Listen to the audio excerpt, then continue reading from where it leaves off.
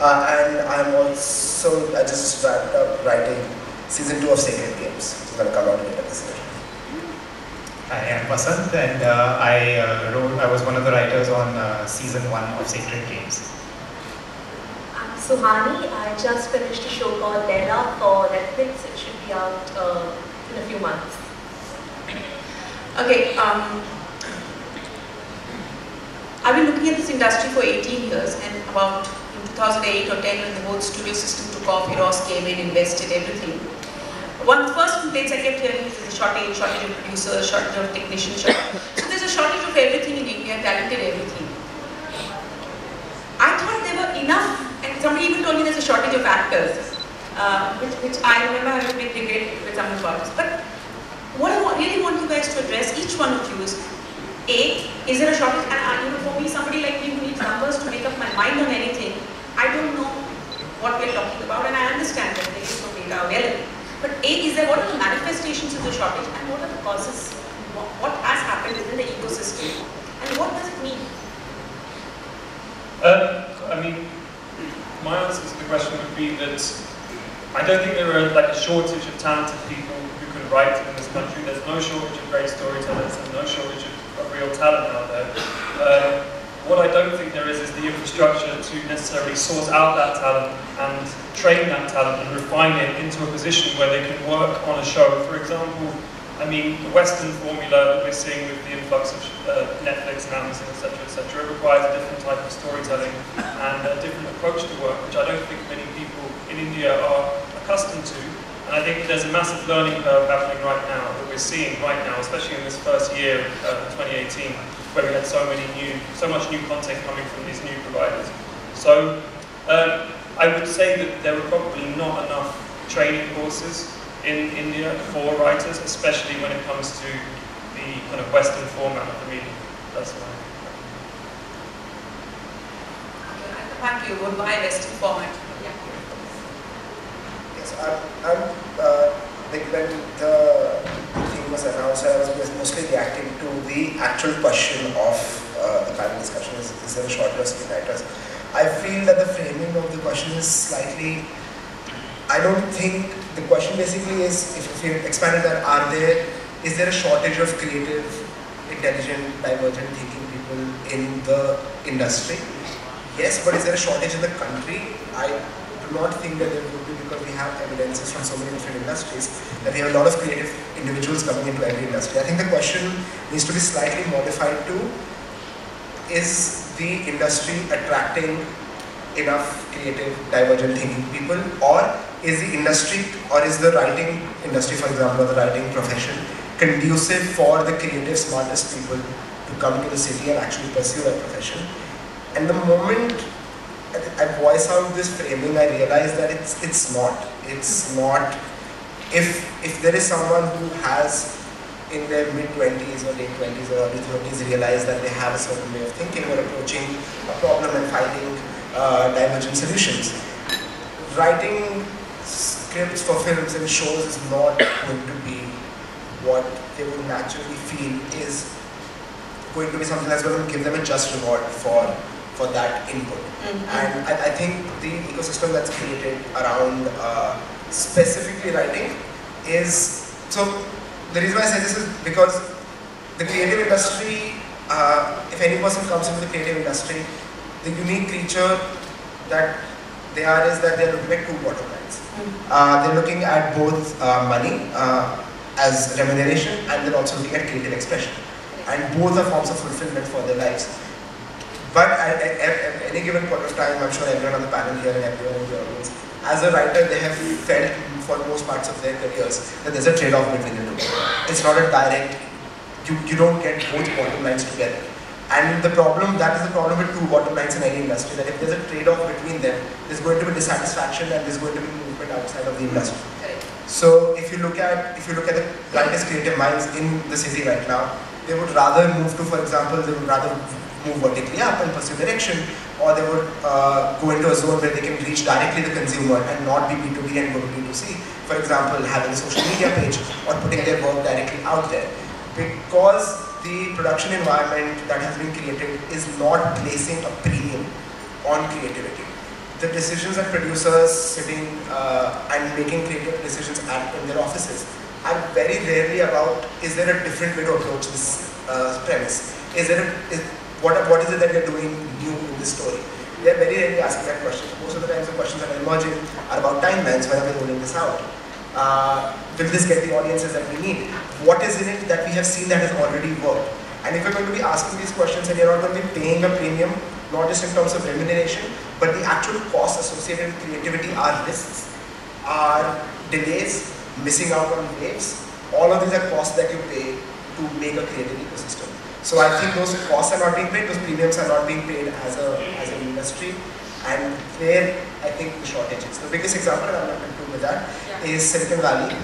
Silicon Valley 20, 30 years ago was a place which was all about what is the next idea that's going to disrupt the market. What is the next technological innovation that's going to change the way we live? And that has driven the biggest technological revolution that we have seen. And now Silicon Valley is all about what do I do to get into Silicon Valley? How do I afford the insane rents of Silicon Valley? And that's why the most brightest minds of Silicon Valley are now moving out, because it's no longer the same place. And I think that's the sort of regression that the industry has also fallen into. And that's also something we were talking about earlier back in the room, where the questions that are being asked by a lot of OTT platforms are, best to TV pe kyun nahi dalo? Why should it have to be on TV? And the answer almost always falls back to sex and gore. And again, that's an example of formulaic thinking, and it's not divergent. So I think that's... yesterday we had a session on this OTT beginning to resemble the television industry. And we didn't answer the, obviously this is just a discussion with them, but on the content side, we didn't ask this question hard enough perhaps, but that's, you can see that happening in a different parameter. I'm going to come back to you on the ecosystem thing, because even on your mail I had a couple of questions that I thought I was going to... Vasant, you want to get into? So I think I completely agree with what we have established is that there is no shortage of good storytellers and good writers. I think the shortfall that we're experiencing is a collection of people who are adept at tackling this new beast, which is series writing, because of the sheer expanse of the narrative that we're covering, and that entails multiple writers working, and we as an industry don't really have right now the training, as Patrick said, to tackle that. So I think that I'll speak about some of the specifics, that I think that with this huge boom in series being commissioned, there is a tremendous pressure on this very new entity called a writer's room to suddenly deliver a very formidable, big challenge, right? And most of the time, when a writer's room is assembled, some of us have never even met each other before. So in lieu of the expertise, we also don't have teams that have established trust between them. So there is going to be some time before some people have worked together enough to know the landscape of challenges that come. Same office together. Yes. And of course, you're not going to get the luxury of working with the people you're comfortable with each time. And in an established industry in the West, in the American TV, OTT writers' rooms, there is a very, very effective system already in place where a writer already knows what is expected of them. If they're a staff writer, if they are, if they're at a senior position, if they're an executive producer on the show who is writing, they know how the hierarchy works, they know what is expected of them, and they also know where they're going to have to give in and where they're expected to really put forward their views and make sure it gets them. You want to share something from your Sacred Games experience? Yes. You had a writer's room there. Yes. Yeah, we were 3 writers who had never met each other before, and we had never worked each other before, and we were essentially locked into a room with each other for a year. And I'm sure it's not so bad. No, I mean, I'm talking, but I mean, imagine people with 3 very different politics, 3 very different opinions on everything, asked to write a story about a particular subject. I mean, there were a lot of conflicts, and I think that what we experienced right from the start, not from the start, but our showrunner Vikramaditya was shooting Lutera in the initial part, so it was just us writers who were just running around in circles trying to find a version of the story which met all three of our satisfactions. And that we never arrived at. We only arrived at Frankenstein's. And then came Vikram back from his shoot, who suddenly started taking decisions. And you know, that's where I personally realized that, okay, there is a part of this system which is liberating as well, because somebody with you know, who has a greater responsibility for finally deciding the vision of the show will take decisions, sometimes in your favor, sometimes not in your favor. And I think that we had to deal with our fragile egos being hurt by that. But I think that once you make your peace with it, then it becomes an avenue to keep putting ideas on the table, and then you can actually enjoy what the medium brings, the energy that it brings. So I think that a year of experience is something which I think is, you know, you're not going to get that luxury. And as Sushani and Patrick already know on the show that they wrote, they had far less time. You know, I think that those days of longer writing periods is over. I mean, I think the platforms themselves have learned, you know, how our writers are able to come up with shows with a little pressure, and they will come up with it, you know. So I think that is all catching up. And I'll just add one thing, that my way forward, and we can talk about this, is that there's a sharing of experience between everybody who has ever experienced a writer's room in this city is very, very important, because we have to build our own system. You know, we just cutting and pasting the Western system onto us, I think will run into problems, because you know, we've grown up in an industry which has very different conventions. Writers are used to narrating stories which nobody else knows. I mean, that just in terms of quirks of our industry. So I think we will find our own way, but we need to really establish a system of information sharing where each of us talks about the challenges we have faced, and you know, just hopes that the other person can surmount them and come up with more interesting solutions which are shared forward as well. That will ease this bottleneck, in my opinion. Very, very, very interesting. Before I come to Sushani, quickly for the audience's benefit, Vikram Aditya was the showrunner on Sacred Games, and all the 4 writers on the stage today are represented by Tulsi, which we had one of the founders of Tulsi here as a speaker yesterday, so it's a talented piece. Yeah, please, Sushani. So I'm going to agree with what everyone has said, and maybe that's because I don't know that 4 writers are the best people to comment on the lack of good writers. Exactly what I said on the email, but you want to agree with me. So. However, I will ask, what is a good writer and what is good content? These are very debatable things. However, the people that are making those decisions on what good content is and what should go forward, till they systemically start to encourage better ideas, more provocative ideas, different ideas, risky ideas, it's not viable for people to be better writers. So I think this is more a systemic problem that has to be worked out from the top, rather than, of course there's a lack of training, but it's not liquid for people to go and train to be better writers often over here, because their ideas are not encouraged. They are sort of shafted for something that's safer or more familiar, and that I think that is what is causing this problem. You see the thing, because I come at it from the business angle, and I also happen to be a professional non-fiction writer, let's say. You know that creativity cannot be scaled up beyond a certain point.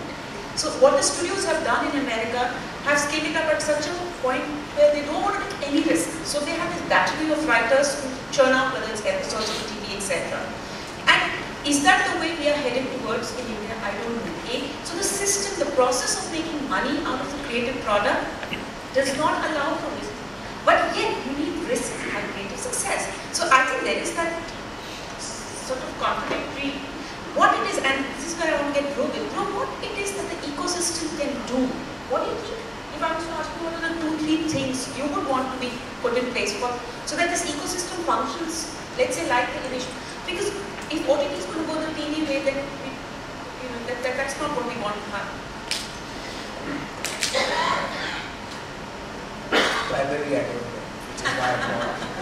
business end of the discussion. But yeah, but I think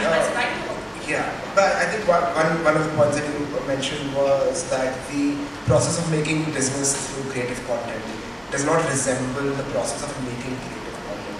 And I think unless there is synergy between the two, there is always going to be this dichotomy, and we're going to keep having these discussions. A really good case in point is that of Pixar. And if you guys have read this book called Creativity Inc., I haven't read the whole thing either, I read a little bit. But I think that gives a really good insight into how they've married the idea of making money out of creative content, because Pixar movies sell at such a large level, and married it with the process of creating creative content at the same time. They didn't get acquired by Disney, so. I'm sorry? They didn't get acquired by Disney as well, yeah. Yeah, so I think, and this is something that we learn in management also, this idea of superordinate goal. There's always going to be a disharmony in a system if every component of the system is not working towards a common superordinate goal. And I think that disharmony exists across all of your ideas. Let's get down to the bread butter. Yeah. Here in Bombay, yeah. If I was to ask you what are the 2-3 things which would help writers do better within the what Patrick? I mean, training courses, education, because as far as I'm aware, maybe Sushani, you know more about this than I do, but like, there are like 2 training courses. There's 2 courses, Whistling Woods, and there's FDI. So where are the writers? Just recently I'm having to put together another writers' room, a smaller writers' room, but I'm looking for writers' assistants.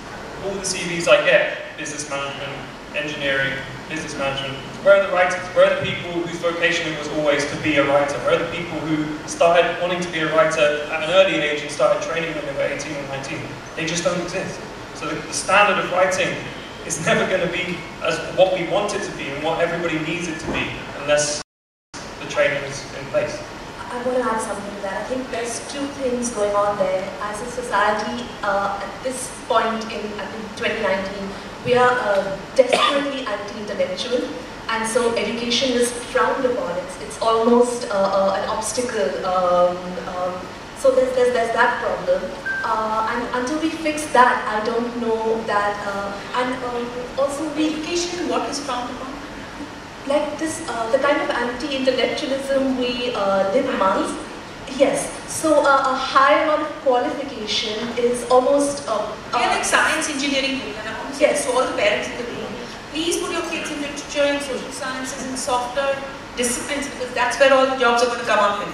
But there's another thing. I feel that just because screenwriting doesn't need anything but for a laptop, or maybe even like a pen and a register, people think you don't need to be trained to do it. That's the biggest. Anyone can be a writer. Yeah.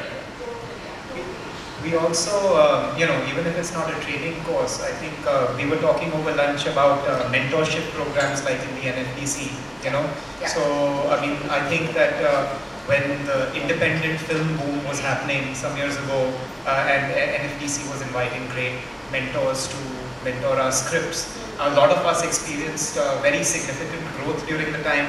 All of that needs to really be happening at a much greater level. Except for NFTC, I don't know any. See, the thing is, the private industry in India is what $1.5 billion top line maximum. It's very small, and it simply doesn't have the bandwidth to do the developmental stuff. I mean, we can argue about their motives, etc. But NFTC was doing it, but it's got politicized.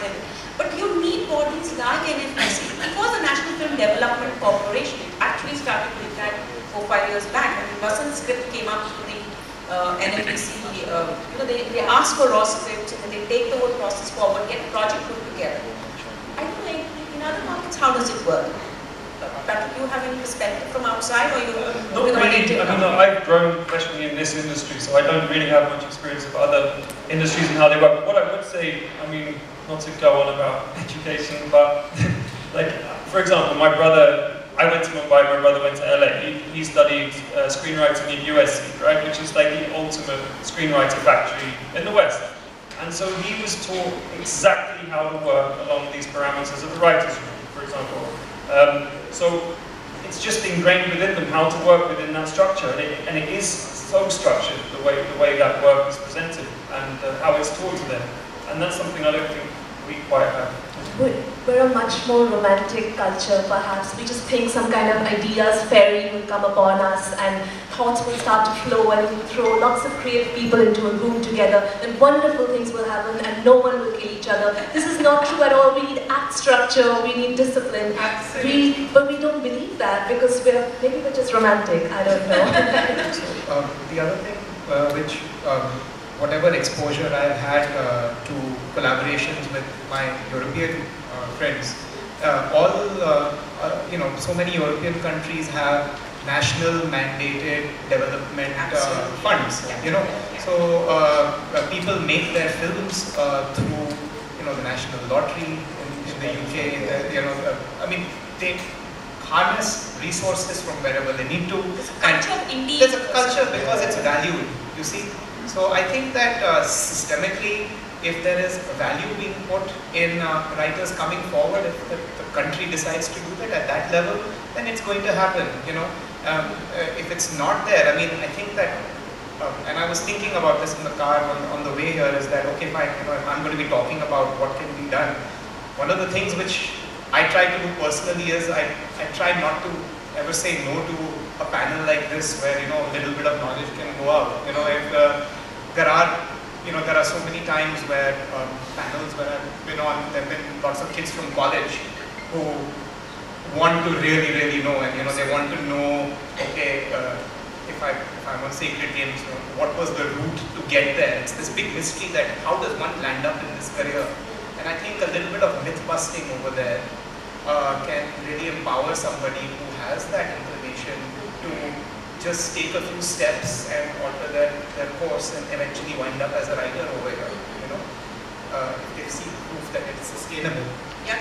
I wanted to share the example of, very quickly, of a model that I studied in, just so that we know that there are these fringe sort of institutions coming up. Yeah, we had a course called First Draft. Yes. Yeah, so they've had 2 seasons and I came in through the first season, which was a residency training program where they screened a bunch of people. We screened like about 3,000, 4,000 people and selected like 10 where we were paid. It was an all expense paid thing. We stayed at a place, we got a stipend, and we developed a script. And by the time we came out, we had 6 months of rigorous and structured training, 1 or in some cases 2 first drafts of their projects, and having met like 5 or 6 people in the industry. So it's a great sort of a starting kit into the industry where you get the confidence and you get a footing in the industry. And that's the most daunting task when you're outside of the industry, like how well you're fitting. So I think those sort of models are really helpful. So that's a good first step. If the studios themselves, say a Viacom, whoever else, you just, if you can give even very small microscopic percentage of your budgets to just, there was a guy called Nath, he used to, now I think he's left Hotstar, he'd set up a company called iRock Media, whose only job was developing, they used to just hire writers, they hired 8 or 10 writers. One of the projects that came out of there was Rugby Menace, the first one. Yeah, you did too, that's why I'm spoiling you. But that model didn't work. Manmohan Shetty had invested in that company and clearly it didn't work, so they shut it down. I don't know what happened, honestly. I've not followed up. I just followed up with it. I think Sushani is giving me looks. Tell me what happened. Is that still? I'm not sure. I'm not sure what happened exactly, but perhaps that model was built on the exploitation of people with ideas. It was not built on, in fact, if anything, having some sort of experience around the place, would be that anyone that wanted to be a writer, you would just make it unviable for them to continue to be a writer at all. So that perhaps is exactly the opposite of what we are talking about over here. Exactly. The question this therefore throws up, there is a shortage, we all agree, and some of the things, solutions have come up. Does it mean that writers are being paid through the nose for, are writers' prices somewhere on par with top directors or top actors? Where are we there? I mean, because everybody's talking about this shocking, but does it mean that the money is coming in? I'm just curious, has the thing? I think in my limited experience, I think it's getting better, but it's still a long way away from being what it should be. It's just, I think partly because of this golden age of television exploding that's around the world right now, writers are getting the recognition increasingly that they deserve, because I mean the writer is so important to any creative project. So in India as well, we're seeing a greater importance being given to the writer, and I think wages are increasing, but they're not as much as they should be for the amount of time that's put in. And I think again, I might be wrong, but in kind of mainstream Bollywood productions, it's very much still exploitative, and writers aren't being given the credit and the respect they deserve, I don't think. I don't think there will be fair remuneration for writers until there are royalty collection societies. Because for a greenfield project, an idea is the intellectual property of a writer, and there needs to be a royalty collection for that. And I don't think there are any, again I have limited experience, but I think there are very few contracts which have royalties built in for writers. Yeah, the contracts that are offered to writers are like shockingly shameful on the part of the writers have to literally sell their soul. They lose all the intellectual properties, royalties are unheard of, as Dhruv said. So it's just like, why have we approached, why are we in a system where writers are treated so badly? Is a question. It still needs a fight. Yeah. It still needs. I think perhaps the system is also a little bit scared to acknowledge the importance of the idea or the writer. This is one thing I'll say, I've noticed it everywhere all the time across the last 10 years. Everyone seems to want a little bit of credit in the screenplay. We don't do that to the directors, the costume designers, production designer, very important people. But in the writer's work, everyone wants to stake a little bit of a claim. And so to give the writer exclusive credit and then perhaps also pay them equal-ish money would acknowledge their identity, their artistic value. And I don't know why, but everyone wants a little bit of authorship in the idea. Okay, this is a business you guys know far better. But to my mind, I mean, a series or a film or a TV show, a linear TV show, whatever it is also very, very collaborative at the end of the day. So is one single person entitled to a royalty? See, in music, it's always a problem. It's taken years for something like IPRS and a whole lot of other systems, and it's still very messy in India, getting royalty across to lyricists and all that. But how deeply collaborative is this process, especially when you say 3 writers on a series or 4 writers on a series? And how much do you think you can actually talk about individual credit or individual prices going up? Or somebody says, okay, I get 70% of this show, and therefore, so does that create? It's a really difficult question, actually, especially when it comes to the writer's room, because, I mean, if it's a film with one writer, and that writer has sat in there, it's not collaborative, he's on his own, at his laptop, in the bagel shop probably, writing his script, so it's not very collaborative at that stage, and when they say that the screenwriter is the first director or whatever, he's also the first editor, he's the seed of without his skeleton there is no project, so the writer is incredibly important. When it comes to writer's room, of course, it's the same thing, the writer's house is incredibly important, but it's diluted slightly and it's a bit more ambiguous as to who exactly contributed what, because for the first, say, like 1 month, 2 months of development, you're just talking and you're discussing and you're arguing, you're putting ideas on the board, you're rubbing them back off the board, no one can remember who started one conversation, who ended that conversation, so it's like, how do you quantify that? So I think the Western structure is that you have an attendance fee in the writer's room, and then you have a separate fee for the episode you've actually sat down and written yourself, which I think is probably the only fair way of really doing it. And the same thing goes for the credit. You share the story, everyone shares the story credit, but one person takes away the screenplay credit because they wrote it by themselves. For the episode.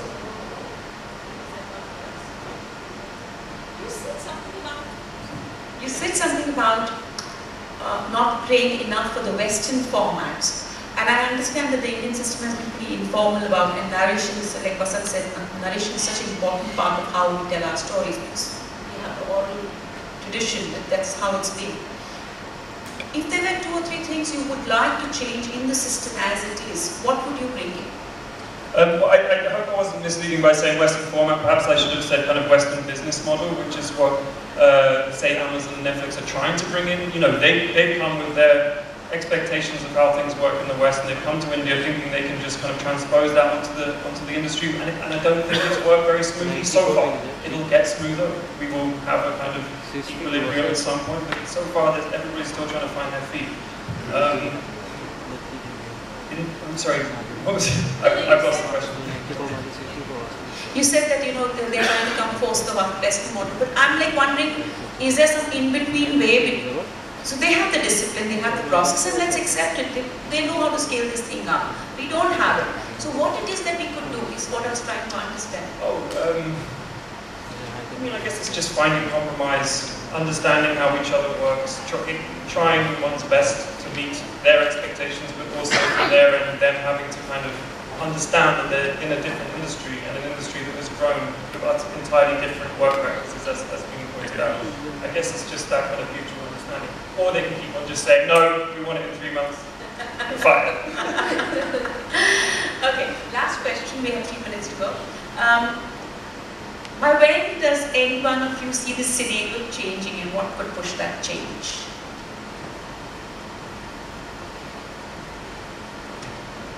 Depends on what we do in the immediate now, I think, really. For whatever change we want to see, it requires that effort right now, So I think that, I feel very positive because so many series are happening. So many writers are getting that experience. That means that there is so much more to talk about, so much more to, so much more information in the pool. So the more information that keeps coming in, the more we have to work with to, in order to meet these challenges. I'll say a few specifics. I just said that what I see immediately, I think that one presumption people make when coming into a writer's room, everybody's expecting 3 or 4 different writers to, continue to be those 3 individuals who are looking at the thing. I think that the labor gets divided in ways in which you don't expect, and it becomes a process of really using each writer's strengths in a way which corresponds to a singular vision, which is being set by the showrunner. And it's a different way of thinking about the process, and I think that the more our rooms start becoming adept at this, one person might just be great at the research and might not be able to put down a single thing until a later stage, and that might create pressure on the room. But if somebody is able to use that strength as a part of the process on a daily basis, the room will continue to thrive. And I think that people need space. People need space to be able to configure their strengths to a particular room. I think that these are small, subtle things which I think you understand through experience. People can note about expecting them when going in. If we share this experience, it will cut down a lot of adjustment periods for the process to become efficient, which is why I think in the repository of this knowledge that you're talking about, which is where the training bit comes. That becomes a repository. I also think that a transformative tool for bringing about that sort of change is markets. The biggest change that OTT has brought upon, I feel, is that the focus is no longer on having something that everyone watches, and it's more now about having something to watch for everyone, in a way that now niches are just as important as a mainstream. And I think if you have wider markets, I think if you have more shows that have global appeal, we get those many more niches, and there will be a point where a critical mass for each sort of subgroup of, for example, independent comedies or absurd comedies or horror comedies, all these weird sort of genres, there will be a critical mass for each, so that divergent thinking will be more in vogue and more premium friendly, sort of. So I think we need wider markets across a global scale, and we need an acknowledgement that niches are just as important as the mainstream. I agree with Dhruv. I think this simply, I'm not an optimistic person, but at this moment I've been a little bit optimistic. Just finished writing Layla, so just coming off a dystopian show, you can imagine. But the sheer volume seems to be in our favor. There's so much happening right now that we cannot simply go on playing safe. It's just, we're going to bore ourselves. And bore everybody out there. So we have to let the slightly more edgy idea come to the forefront. And little by little, hopefully that will snowball. It's going to force writers to think better and write better, and people to let that well-written stuff come out, hopefully. And last word. No, I mean, I'm in complete agreement with everybody, which is strange for a writer's room set up. I mean, yeah, I think it's an incredibly positive time, actually, despite the challenges that we've been talking about. All these new platforms are bringing in a whole host of new opportunities, especially for writers. I do think that writers' working conditions are going up and the fees are going up. And yeah, I agree that it's about finding that edgy idea, it's about finding the originality, and it's about improving what we were already building upon. Inshallah, in two years we should do a panel on why writers are overpaid in India or something like that. That should be fine. Okay, thank you so